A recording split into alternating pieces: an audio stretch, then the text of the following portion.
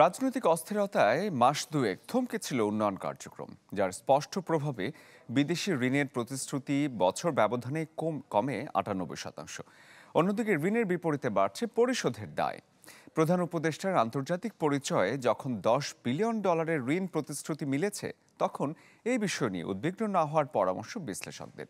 তবে ঋণের টাকায় অপ্রয়োজনীয় প্রকল্পের অবসান চান অর্থনীতিবিদরা। রাকিব আল জাবেদের রিপোর্টে বিস্তারিত। গরম গরম রুটি, সাথে সুজির হালুয়া, দুর্দান্ত জুটি, তীর আটা ময়দার সুজি, কারণ তীর ছাড়া আমার চলেই না। প্রকল্প বাস্তবায়ন ও বাজেট সহায়তার নামে বিভিন্ন উৎস থেকে অর্থ ধার করে থাকে সরকার।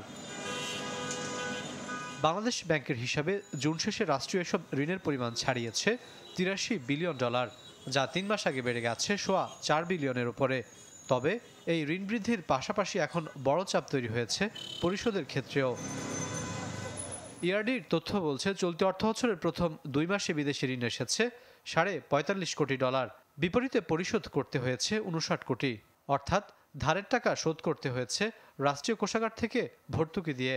কেবল তাই নয়, রাজনৈতিক অস্থিরতার প্রভাবে এই 2 মাসে বিদেশ থেকে প্রতিশ্রুতি পাওয়া গেছে মাত্র $2 কোটি, যা বছর ব্যবধানে কমেছে 98%। সেই রিফর্মগুলো যদিও এতে উদ্বিগ্ন হওয়ার তেমন কিছু দেখছেন না এই বিশ্লেষক। জুলাই আগস্ট মাসে যে ঘটনাগুলো ঘটলো, যে মনসুন রেভলিউশন, এগুলোর সাথে সবাই তো বিদেশিরা বেশিরভাগ, অনেকে তো দেশের বাইরেই চলে গেছিলো, অনেকগুলো ছিল না। এখন আসছে আস্তে আস্তে করে, মানে অবস্থাটা স্ট্যাবিলাইজ করছে, প্রতিশ্রুতিগুলো আবার বেড়ে যাবে। বিদেশিরা দেখলো যে এ দেশের ভিতর অস্থিরতা, তখন স্বাভাবিকভাবেই তারা স্টপ করেছে মানে ডিলে করেছে। যে দিব না সেটা না, দিব, কিন্তু সেটা হয়তো সময় ক্ষেপণ করে দিচ্ছে। তথ্য অনুযায়ী সবশেষ অর্থবছরে বিদেশি ঋণের পরিষেবা বাবদ মোট ব্যয় করতে হয়েছে $335 কোটি। অথচ 7 বছর আগেও এই অঙ্ক ছিল মাত্র 112 কোটি। অর্থাৎ এই সময়ে চাপ বেড়েছে 3 গুণ।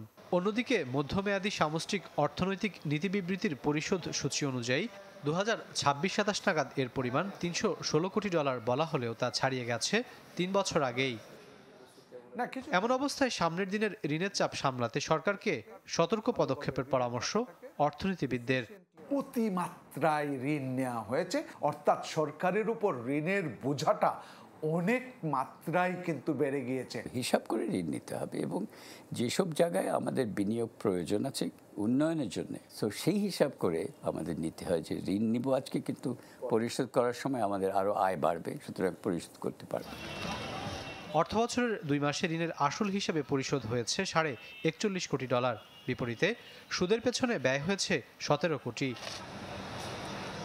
রাকিব আল জাবেদ, চ্যানেল 24, ঢাকা।